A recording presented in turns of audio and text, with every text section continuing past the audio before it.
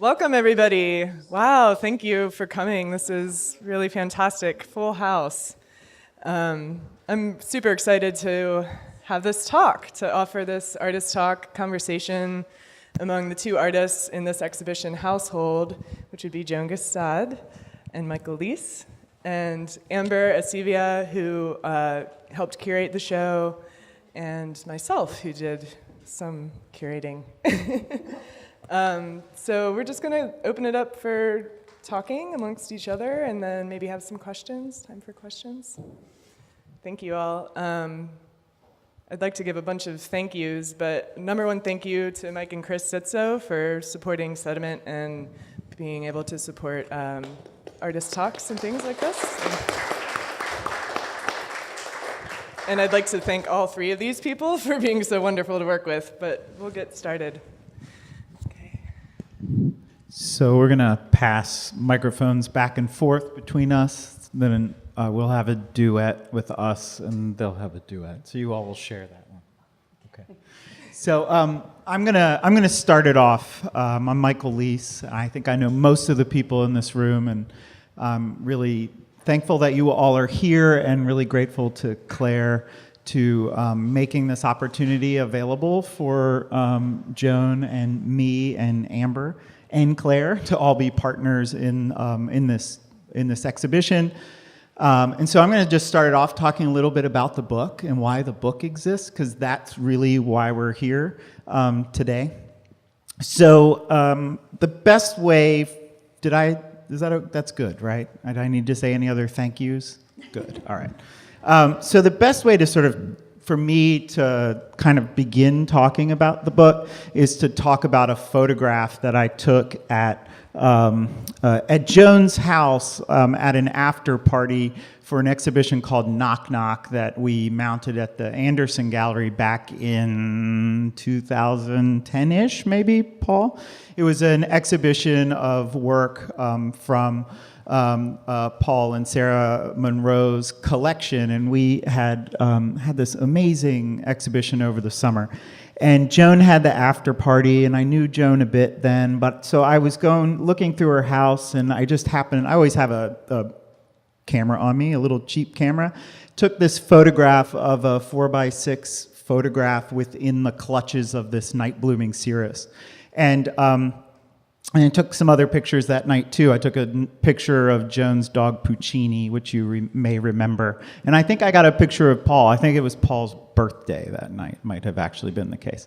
So anyway, fast forward 2 years, and my son, Felix, was born. And I was on 6 weeks of paternity and going through, over a decade worth of digital photographs and sort of combing through while he's sleeping in between feedings with my wife Kim and all of those things. And I came across this photograph of Joan's plant. And I remember thinking, like, wow, her life, her existence, herself is so amazing that even her plants have photographs. And I say that because, like, I am I went to school at VCU and got my master's in photo film, and I love photographs. And I love photographs as like a cultural object. I love a 4x6 machine-made print more than I love almost any other kind of photograph that you could possibly imagine. I love a old, tattered, bent, waterlogged photograph, something that has kind of been used and touched and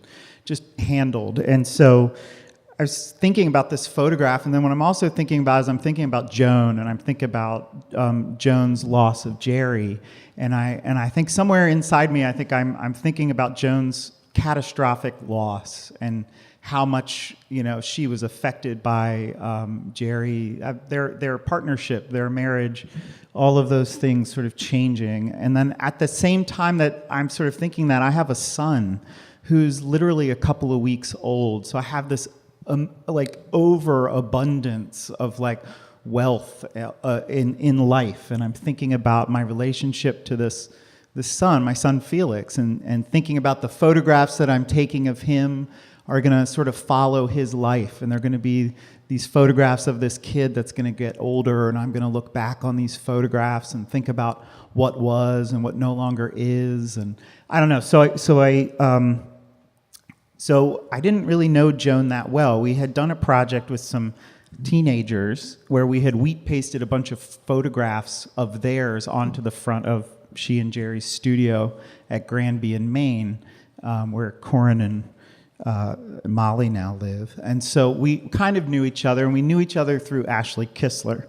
And so I just took a gamble, and I printed the photograph that I was holding up there, and I printed it, and I wrote Joan. I was going to send her an email, and then I was like, that's so wrong. Like, why am I going to send her an email? I got to send her a thing, right?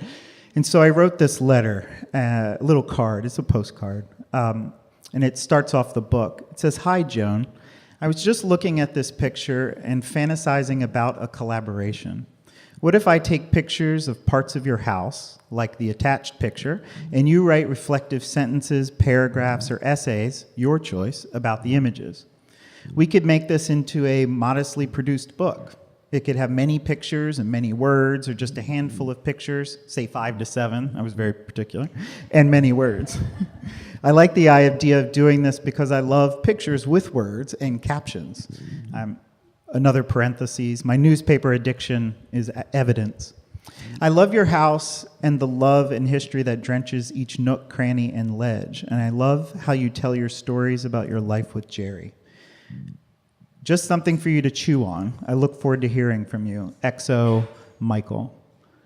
And so I sent that to Joan, not really sure what to expect. And so I think Joan now takes over at this point in the story and can talk a little bit about receiving that letter, and then how we ended up, how I ended up taking the photographs, and how we sort of begun this partnership.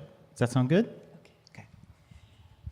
Yeah, I love the idea, but I'm sort of a ball dropper, so I dropped the ball. But then suddenly I realized that there was a reason my floors were falling and my house was cracking and everything had to be torn apart. And I told him, I said, you know, there's major structural work that has to be done, and nothing's ever going to be the same. So if you want to take these pictures, you better come take them right now. Did you do it like sort of in a lunch hour with your beautiful camera?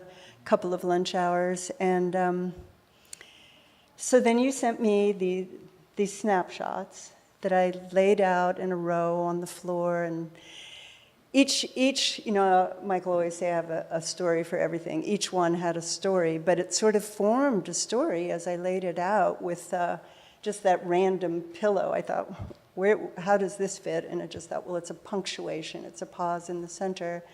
And so I wrote these things, and I wrote them on different pieces of paper, thinking to insert, like in our big book, just sort of like they were notes. And I said to him, I didn't think you'd take pictures of the top of my junk table, you know, sort of at the top of the stairs where the things that you put to go up or down.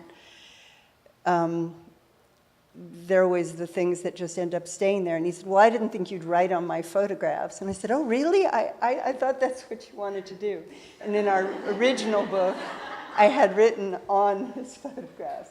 But then you said you loved it. It was sort of wild, but then we couldn't really reproduce it for our final project. Yeah, so what we have here, this is sort of the, this was our sketch that you get, you can leaf through. It lives on that book, right, or it lives on the table right there. What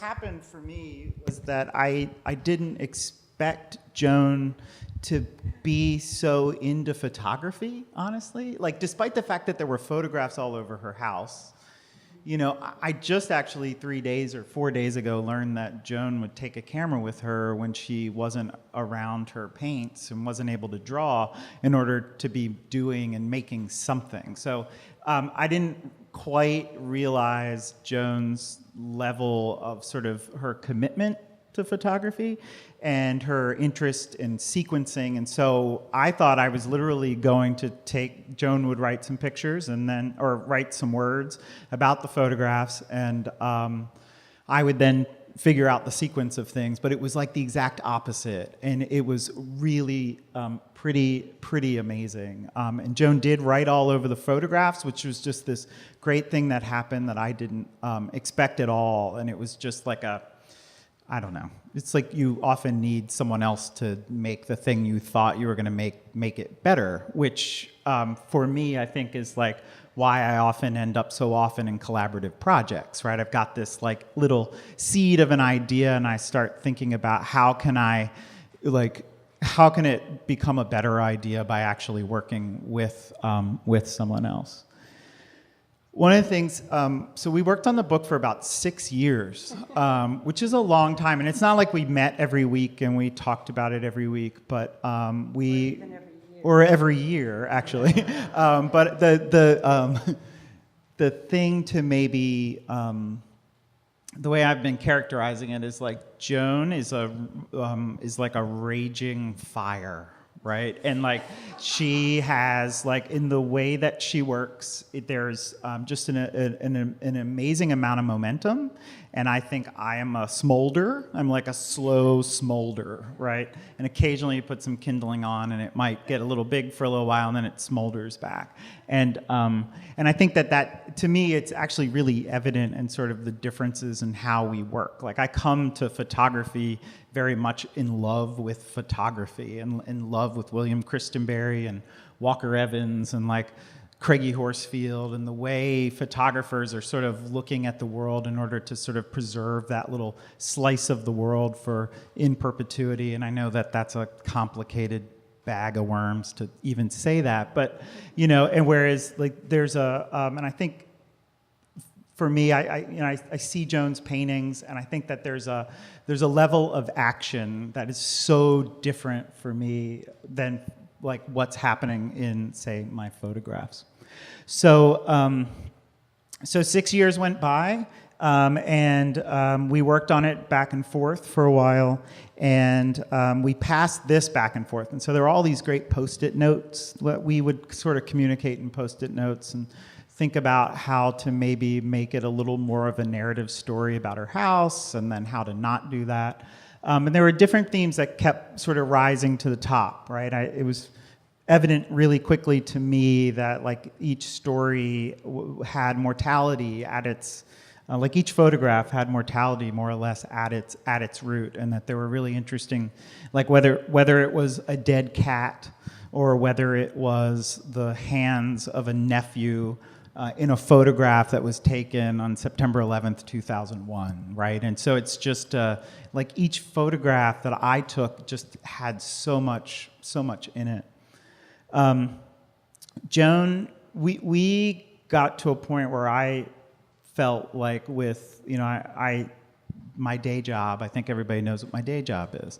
And so I'm at the ICA, and it's like taking over everything, right? And so in an effort to kind of keep things moving, I actually recommended that we bring Sandy Wheeler in to help us finish the book. Like there was just some detailed scanning work and some design work that like it just got more, it turned into more than a zine, right? I could do a zine, couldn't really do a book. So we brought Sandy in, which was really pretty incredible. And Sandy sort of allowed, I think, for the book to go to a place that it probably wouldn't have gone had it just been the two of us. And I think that was really valuable. Last thing I want to say at this moment is that, so Joan actually worked with Sandy to have the book printed, like maybe it was the second week of April. And so the ICA opened April 21st. And so the second week of April, Joan is texting me and sending me pictures of the book and saying like, the book is done, you've got to come and look at it. And I was like, I don't know how I'm ever going to do that. But my long-winded way of sort of thanking Joan for making sure that the book actually got finished. I think it would have taken me probably another 6 years in order to actually finish something even remotely close to what Sandy helped us make. So I'm really grateful for that. Do you want to see how it became a show? Do you want to talk about? Doesn't someone else want to hear from Joan? I'll say how it became a show. You can say how you had had the thought for, well, okay. Right, you're going to say that I had the very boring idea of just having your photographs, and then you said, I want your work too, and I said, okay, I'd like to show my new prints. You said, that's even worse, flat. No, we're gonna make it an installation, and then you brought Amber in, who came to my studio, which was wonderful, and then you brought Claire, and that was wonderful, and then it really took off.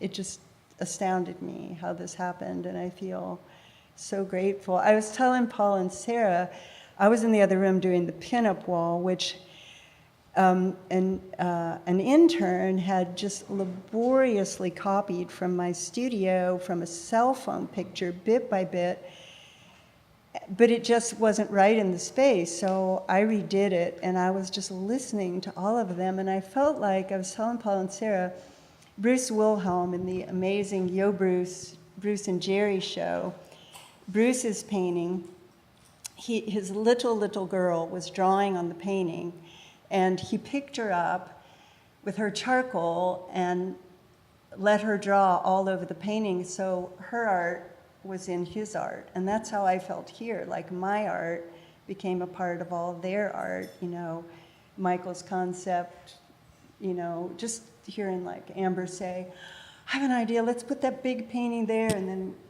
Claire was, we should have fireplaces, and got these mantles and refinished them. It just was so amazing to me to watch curators work. So I will say that Joan really originally thought that it should be a show of my photographs, and I was like, absolutely not. That's that can't happen. And then it should be our prints. Let's have your prints and my prints. And I was like, no, that's even worse. We can't do that.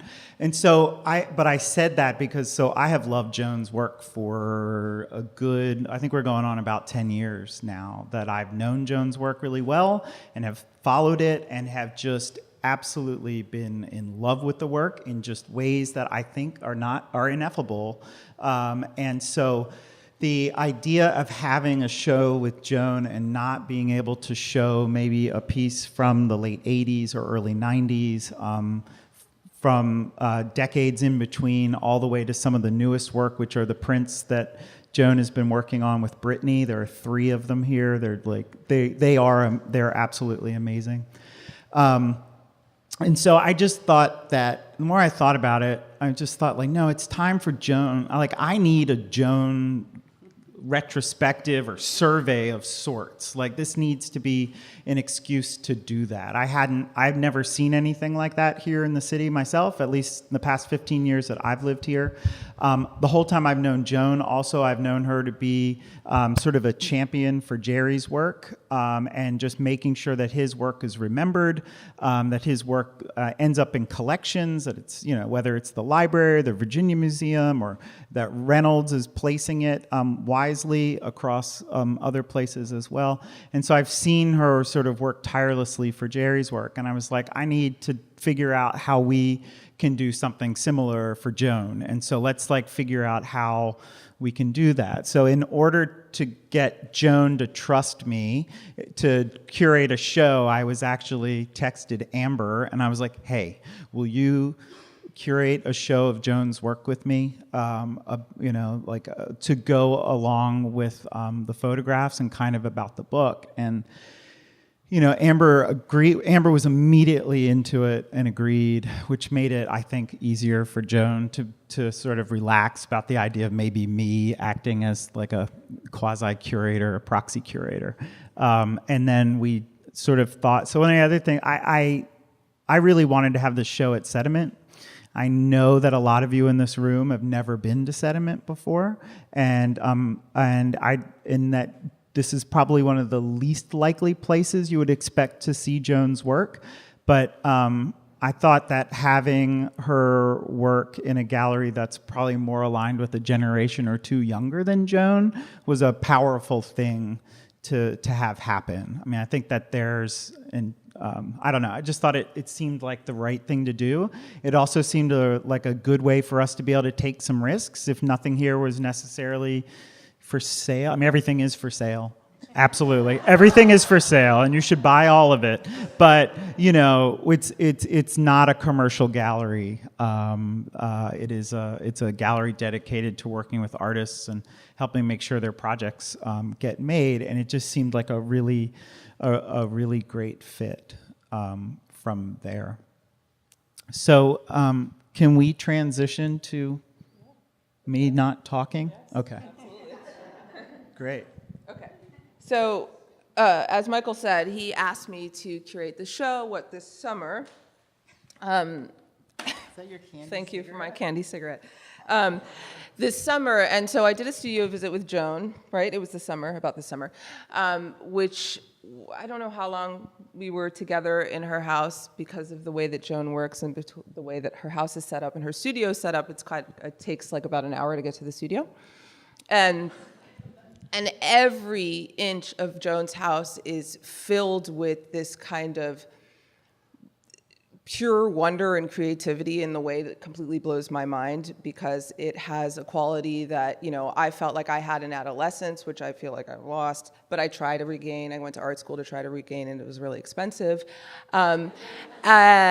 She has, in every corner, everything is intentional. A rock that she found on the side of the road has a story with a photograph, and it's all just so imbued with fantasy in this way that I just don't think that a lot of us, or me particularly, do not operate anymore because of the political nature of our world and the other things that we're just thinking about the world.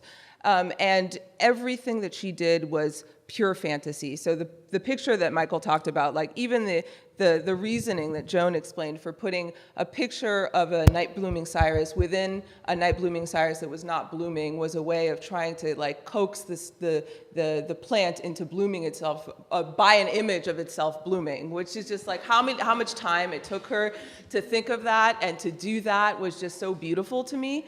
And so, we went through her house and all of it, like to try and understand what Joan's art is pretty difficult because so much of it is just the way you live.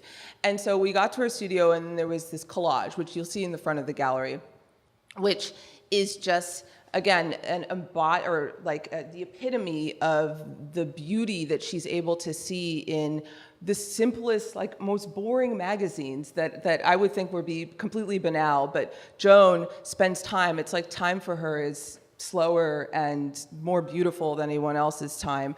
And she just was able to make beauty out of just old newspapers and scraps and Post-its, and it was full of childlike wonder and then also a lot of perversion, just like the boners and the death and the teenagers.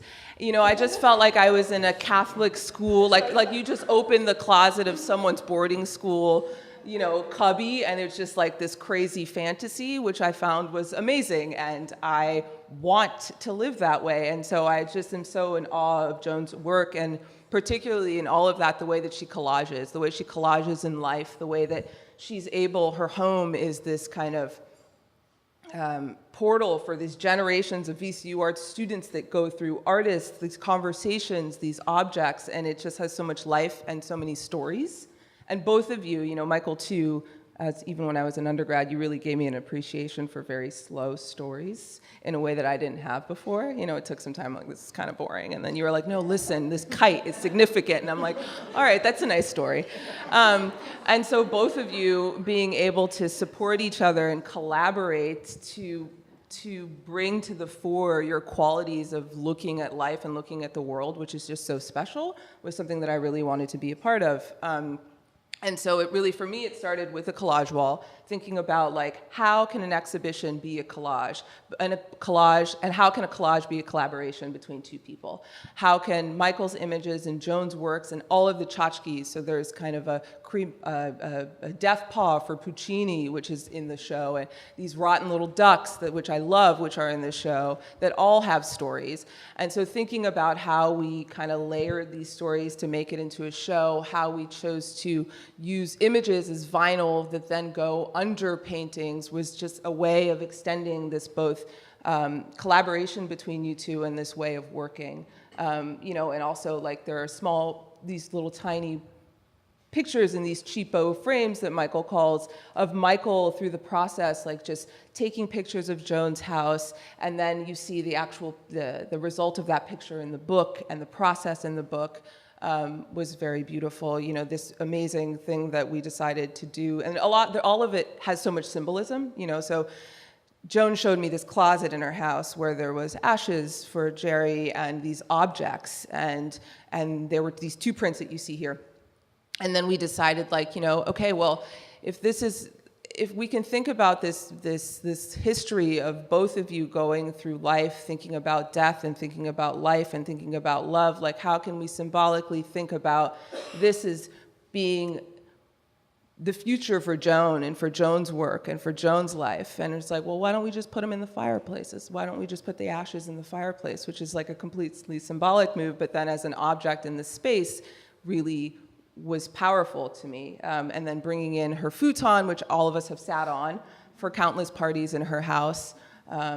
Joan's wonderful idea of bringing in the German porn and the ratty little dolls and all of these things to try to make it a home and to think about what does a home mean when a home has been a site for such deep artistic collaboration and conversations for so many years. So yeah, that's my bit for now. I don't know if Claire, you want to talk at all about the process, and then, you know, then Claire and I, so we did the studio visit independently, Claire and I, and then Claire and I went back to her house and we did a kind of tour where we picked stuff. We rummaged through everything. She was completely generous, and you know, she has books all over the place. So just looking at the spines of the book and making word associations for then this picture or this painting of Jerry, deceased one can think of, or maybe alive, could sit on. We spent a few hours in her house looking through things and just, you know, originally Joan wasn't going to be there, but she was there, thankfully, because every little thing had a story.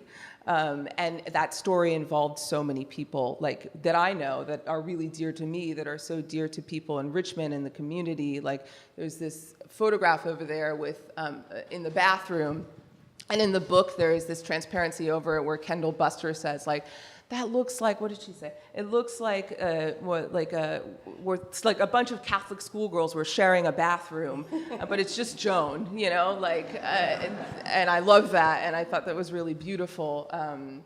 And another thing I would say that's really, you know, eerie in the way that Joan makes work, and absolutely beautiful in the way that she's able to layer both childhood, adulthood, death and life, is like thinking about this piece here, which I love so much. It's in this brown velvet frame, and it's Joan, it's half Joan and half her father. Top half her father, bottom half her. And this girl on this side, which is half her niece, and then also, according to her niece, half Joan. So there's this way in which, like, collage is here in a real material way, but collage is here as time span, as ways of lives are intersecting with one another, generations that have real deep meaning that I found really special. Yeah. Yeah, I just wanted to talk a little bit about just the rare opportunity that was offered with the show from my perspective of running this space, and always thinking, you know, that I work closely with artists in, you know, supportive ways, often kind of more behind the scenes and not sitting up in a row like this. But the opportunity to get to know Joan and Michael, you know, an artist inviting you into their space when they do have really such a powerfully magical home that wasn't a space that I had been in before through all the parties. So, but in a way, like, that absence was really just very tangible to me. So I liked entering that space, not knowing it before, but knowing that it was so powerful for so many people, so many nights. And well, one thing I do want to say, because we all keep cycling back around to the first picture, so the picture of the plant. And I'm not sure, Michael, did you actually said the picture, there's a writing on the back of the photo. You mentioned that, right? I don't know if I did. I think Amber did. Oh, Amber did, No, yeah. So the photo actually says, so it knows what to do. Yeah, so the photograph in the plant is of a plant blooming, and it says, so you'll know what to do. when the time comes, yeah. And some of the plants that I have outside in the storefront that I've had for 5 years, for as long as Sediment has been here, started blooming for the first time in 5 years. So that's sort of... Flower just shot up. You have to see it. Yeah, it's very slender and just a couple balls of flour on the top. But that kind of sums up what the show has meant in terms of, this amazing growth that's come out of it for me, and I think for this space. And so, yeah. But yeah, going to Joan's house and being there with Amber and listening to stories and just sort of weaving everything together. I don't have the mind of a curator, have the mind of an artist more so, but being able to sort of collect all of that and whirl it through all of us when we were here installing was kind of how I would categorize the process for me.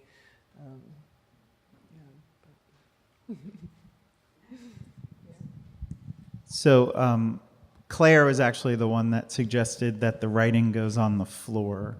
Kind of like the letter I think I wrote to Joan originally, 5 to 7 photographs. I kind of had this idea that it would be this slim thing. I think we all talked about whether or not there would be text in the show, and I immediately thought, it's so illustrative of the book. Let's not just remake the book. And then Claire was actually the one that said, well, could they go on the floor?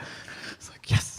They can absolutely go on the floor. They were just waiting for permission. I know, yeah, which was great. I mean, this was what was so magical to me, because I've always been in awe of curators, and to be able to see it from the inside and just different moments like that. When you said that, we were up in my painting studio, and I was just, I can't wait, I can't believe this. It's so, yeah. The way you changed the space, with the mantles. I mean, I kept thinking they were real. I kept forgetting. And you refinished them and fitted them to the walls. So wonderful. There's another section in the book where there's a Post-it next to 2 photographs of 2 girls that Joan wrote that says, art reduces the distance between 2 people. And that, to me, was really important for this project, and important in the way that you two collaboratively work together to support one another's practice, both, working in photography and honoring photography in all the ways that you want to be in love with photography, but then also doing it by highlighting Joan's house, Joan's life, and the things that are around her was really beautiful to me. And I thought, it made me really think about the way that a lot of times artists do collaborate, and it's usually around, defining your own kind of authorship and space in order to collaborate with one another. And that kind of definition, or that maybe ego-driven way of staking your claim and subject matter I didn't feel was there in your collaboration. It was really 2 people supporting one another and honoring one another in a way that really felt collaborative, which I thought was really amazing, and brought home this idea of collaging and of 2 lives intersecting that I found was doesn't happen a lot in collaboration. Everyone wants to be titled or given the kind of authority to say that certain people did this and did that. And there are so many moments in these conversations where this happens, where you're like, well, so-and-so did this, so-and-so did that, when it actually was Joan or it was Michael. And it was like this loss of boundaries in the whole process that I thought was really, really great and unusual in the way that I think a lot of people work with one another.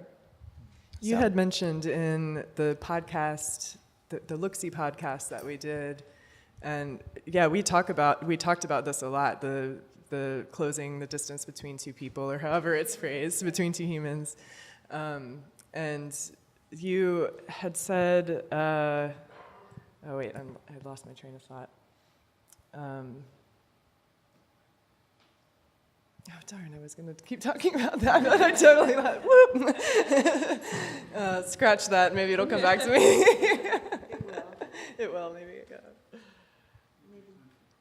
Yeah, we can make it a conversation if anyone has questions. And wants to know about any crazy decision, It was also really fun for me to work in this way because we were calling it for a while like very rude hanging, because things were on top of each other and all over the place.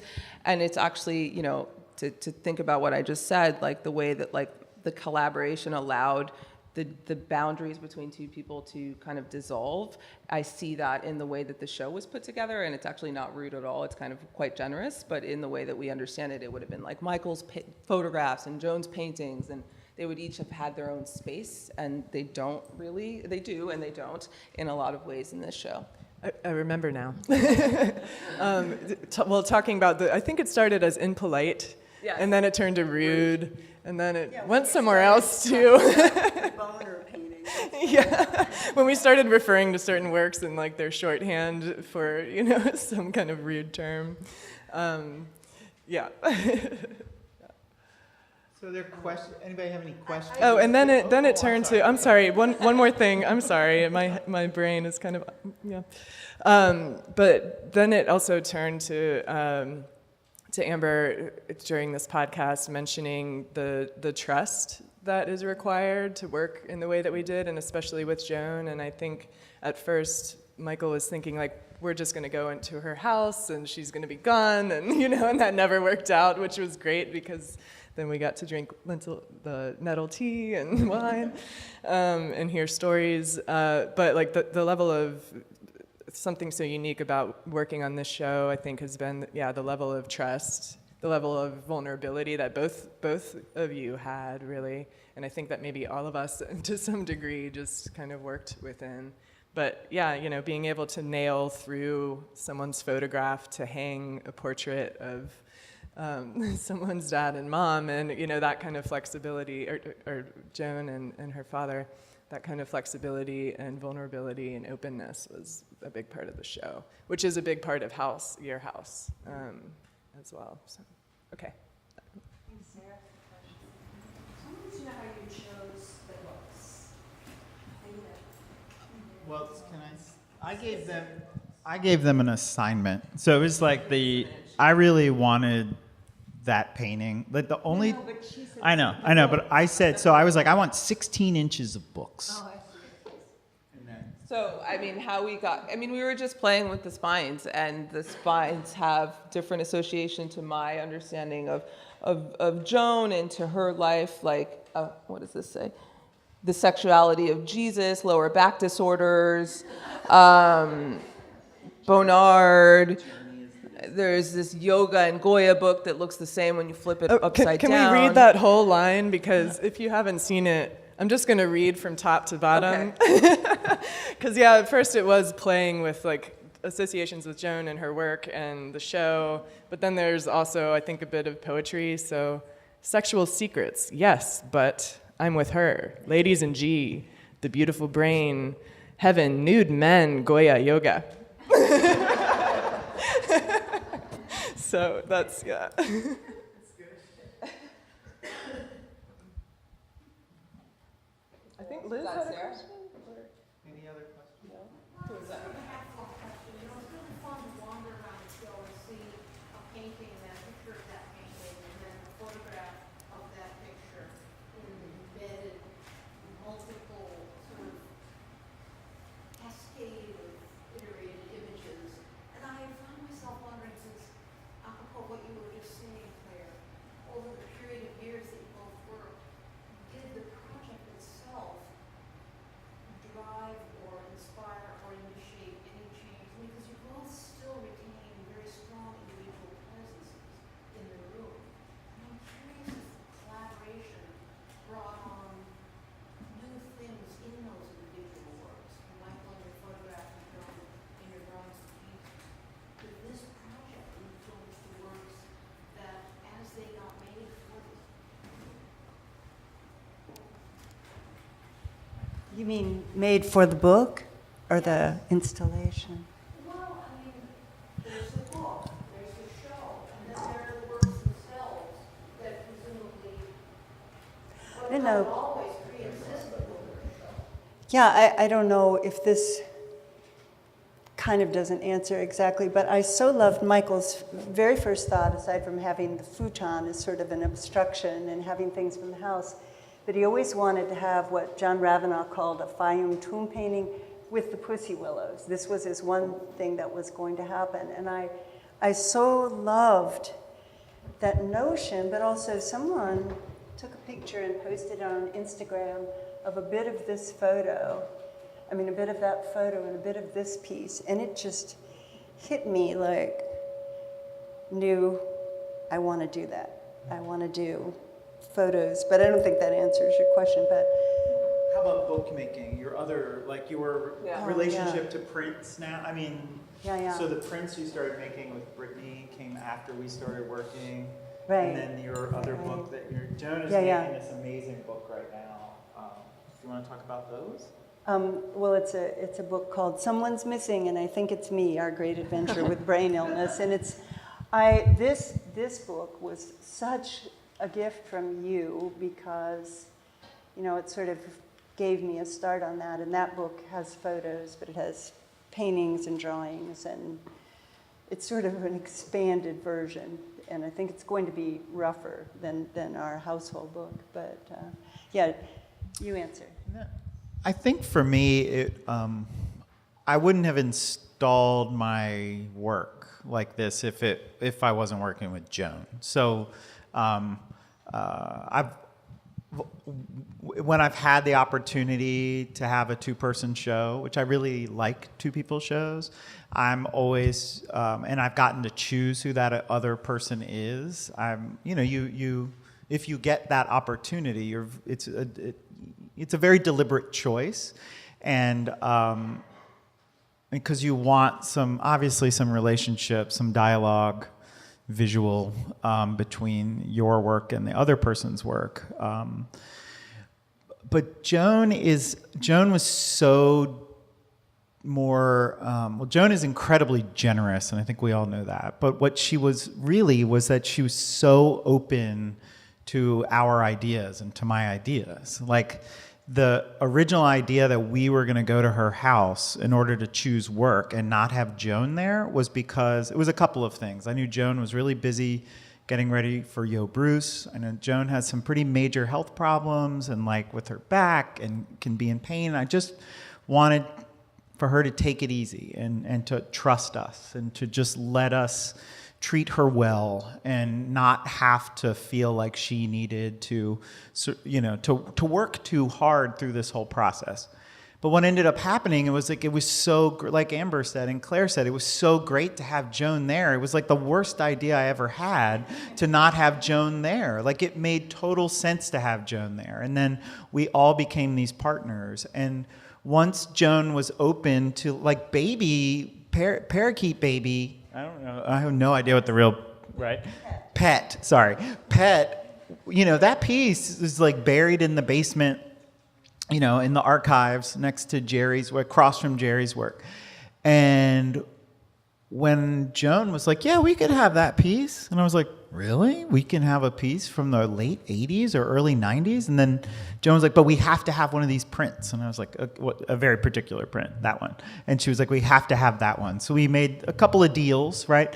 But Joan was so open to I think our thoughts, which were often feelings. I mean, I think like my relationship to Joan's work is, it is kind of ineffable. I can't intellectualize it completely why I love, these two paintings here so much. I mean, it's complicated, and I'm worried that any words I might say would just sort of negate the power of the work. And so that Joan was receptive to our sort of pulling from all these places suddenly made me think like, I'm going to print my photographs on vinyl and our work is going to touch. Like I want our work to touch. Like when do you get to have a show where your work that you sort of made separately but together actually gets to touch? Because I think, like Amber's right, most artists are going to be like, no, I need to have a photograph of this show where your work actually isn't in it, just in case it's bad, or whatever. And like, there's no getting around the two of us, and you cannot take a photograph. You could take a photograph of the hands, right, that are above everybody's head, but then you have the doors underneath, and that's not going to be an ideal image anyway.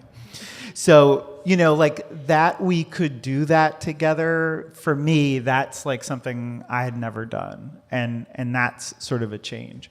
I think, too, that Amber saying that Joan living in this, she does live in a different time, in a different world, and being able to step in and out of Joan's existence is just a real honor.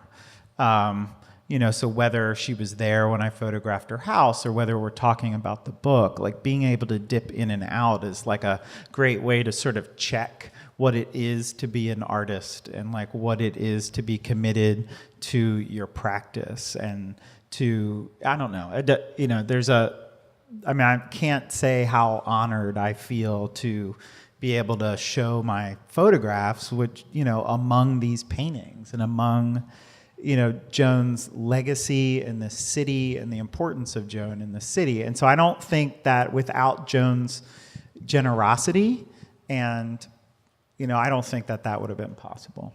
So I think that that's a big thing. Are there other questions? Yes.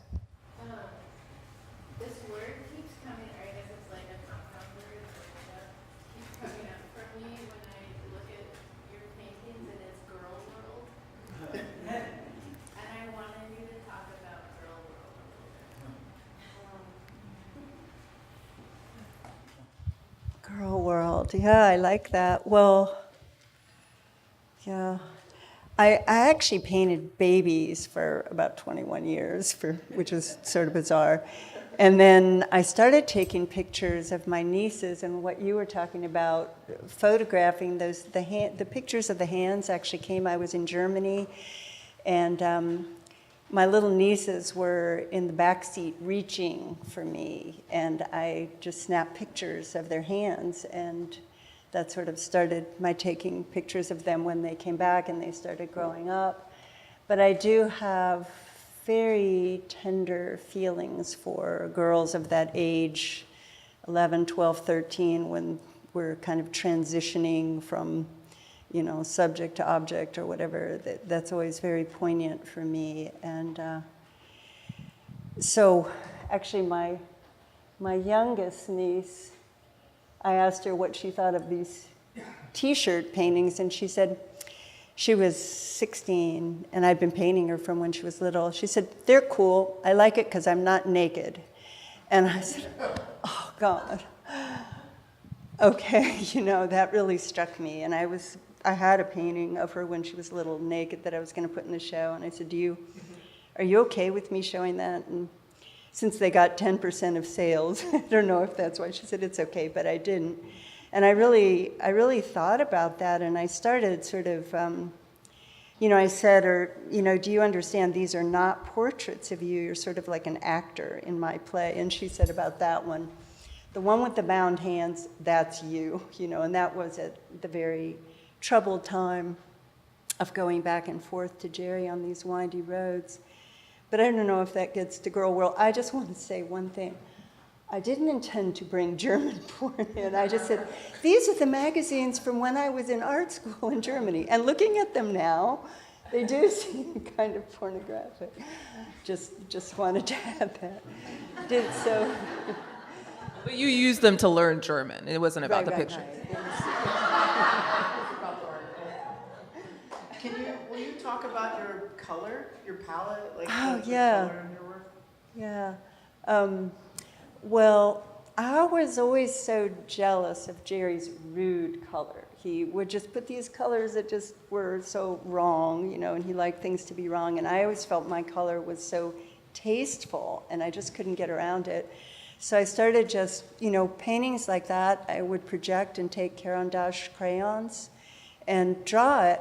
but I just started reaching for whatever color, you know, and sometimes it would be kind of obvious, red lips, and then I'd be sort of disappointed because sometimes it would be black lips or whatever on those paintings, but it just, you know, and then it always seemed, and then I would match whatever the Caran d'Ache crayon was exactly with my golden acrylic. You know, it just had to be exact. And, you know, I really think it did push me, you know, and sort of surprise me. And then I think it started coming more naturally. And then in the prints, they're actually collages, and they're about this big. And Sally Bowering brought her students to my studio, and I had a sheet where I was hitting my acrylic marker pens on this clear copy just to get them going. And one of the students said, "I really like that." And I thought, I like that too. And I just put it right behind a drawing of a girl. And that was just, you know, one of those art gifts. Thank you, art god. And then I thought, oh, I have more of those, cutting them up and putting them behind. And then I started taking the swatches from my painting studio where I was actually using brushes and chopping them up and layering. And then actually Connor Bachman said, these would be so cool big. And so I went to Brittany Nelson, and we did one that was, you know, a bit bigger. And back to the color, I said, you know, I don't want to just enlarge and copy. I want these to be their own work of art. I want to pump this color up as hot as we possibly can make it, and she did. She really pumped it up, so that's the color for that. So it kind of evolves, and I think those are the most intensely colored things that I've done. I want to say something to Molly's question about girl world, or girlhood or something, and one thing that's like very clear in the way that you work that is to me really reminiscent of adolescence is the collaging, of course, you know, specifically to, I mean, I'm sure every adolescent did this, but as a girl, like I did it all night long. And you, in this book, and maybe it came out of the collaboration, but you started to use the Post-it as a way of collaging, and that really blew my mind because a Post-it to me is such an adult object. It's an object to get shit done, to like remember something or whatever it is. And you were putting Post-its on top of images as a way of like transferring a fantasy onto an image. And you made the Post-it act as an adolescent object and no longer an adult object. And I was just so amazed by that. I don't know if that was your first time using Post-its in that way or if it came from working with books. But I want to go, you're so right about collage and adolescence because you grew up in Switzerland. The 1 year I was in Switzerland, and it is in the book, I covered a whole wall with magazine cutouts and my door with eyes, and I got in big trouble for that. So I guess it was just like holding on to this. But when I had to move my studio from Main Street into the house, that was the first thing I did. I put Homosote on those plaster walls that I couldn't pin into and just got all my random things. And I mean, it was the wall that you photographed had covered the whole wall, but when I started doing the two books, I sort of shoved it over to the side. So that was the one that was copied here. But yeah, it is a very adolescent thing. And I think I have, listening to all of you, I just sit here thinking, all the things I've faulted myself for, arrested development, they think is really a good thing. It's been kind of amazing, so thank you. More questions? Just a comment. Thank you all so much. And that was so moving. For you to bring Joan's voice out and the layers of conversations that you represent are mirrored throughout the community in different ways. So you so beautifully articulated the depth and complexity and light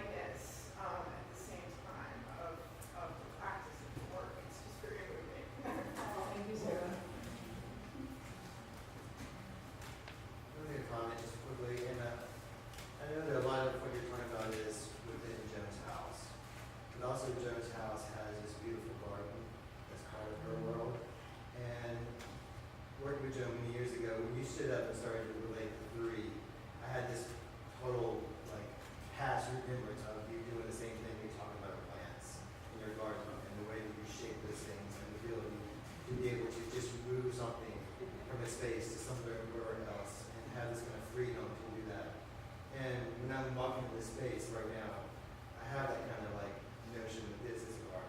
Like this is that kind of like space where everything is important, everything is related, and everything has a specific kind of structure that is important to the next structure. And I just want to say thank you for both of you for creating that. Because to be honest, like Joan's garden is one of the most amazing places that I've ever been in my life. So I just want to say thank you.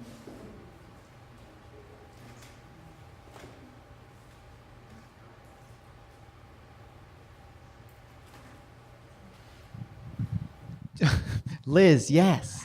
Keep going, Liz. Like this one photo that you mounted on the hearth so that it's still a window and it actually physically stick out and look like it was catching real light, which it does. Well, I just would love to hear in the immensity of the show what things happen to each of you, all four of you actually. And what other thing? What am I missing? You know, like I keep making these discoveries. I just would love to hear what other people discovered. So there's so many crossing. There's so many. It's such a dendritic show. There's so many synapses. Well, in that, I mean, I'm so thankful that I think it was Amber that first put the photographs behind the fireplaces. I don't think I would have ever thought to do that. You know, that was really great.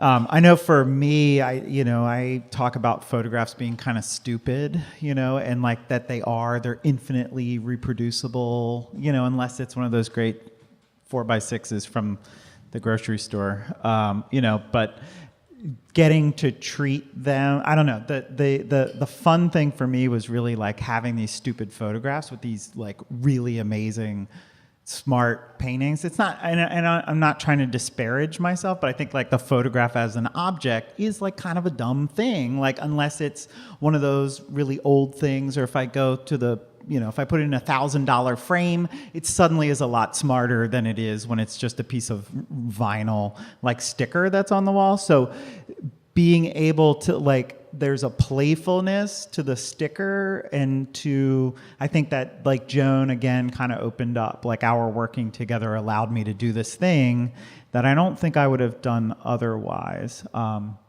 What surprises for you? I just want to say, for me, your photographs, yours in particular, are about noticing things, like noticing the photo in the plant. And paintings are the same thing. I mean, to me, it's sort of the same, noticing and connecting. And what did you ask me? Oh, I don't know. Others, like answering Liz's question.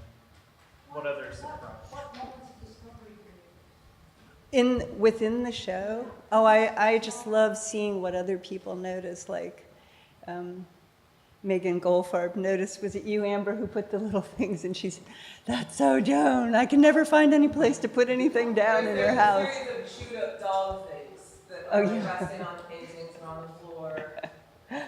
Yeah. So one of the things we learned was that Joan, like Jerry was bad, right? He was like he's like known for misbehaving, and so it turns out that like one of the things Joan said not too long ago when she got Misha, her newest poodle, was that Misha was a little too sweet. And I was like, what are you talking about? Misha's too sweet. She's like, he's just not bad enough, is he? You did, yes, she did. And if anybody remembers, Puccini used to hump you all the time, right? Like nonstop humping, right? So Misha does not hump. Like Misha doesn't. He's sweet and stuff. So Misha chews on pens, though, and like highlighters and little plastic doodads, and Joan saves them all, right? And she like leaves them around because she like loves that he's bad. Yeah.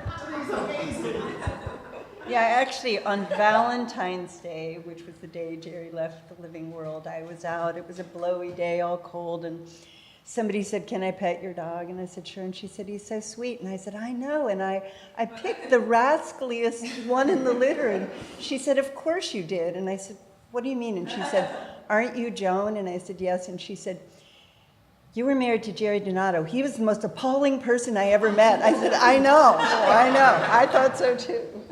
So, but I love Misha. And yeah, with Liz's question and Vaughn's also, like just the intersection of that. I think there's so many things that even just talking right now and continuing to talk about the show and with Joan and Michael that I'm like discovering all the time. So it is like a garden where you're just kind of constantly discovering new growth and things passing and going through cycles. So that's kind of in short what I have to say. Although Michael's said this, the smoldering and the fire comparison, and I just love that the mantles happened because there are these spaces where like no fire will ever be, but they kind of embody like all of those things having happened. Yeah.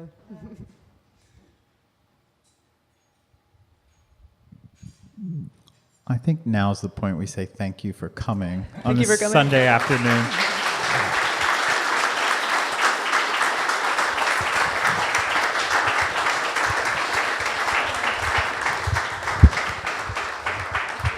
So thank you. There are almost 1,000 books available for purchase, 40 of which are here. So all proceeds from the books, which are, I think the books are $30, and all proceeds go to Sediment Gallery. So Claire, thank you again for everything you've done and hosting us. So thanks. Thank you. Yeah.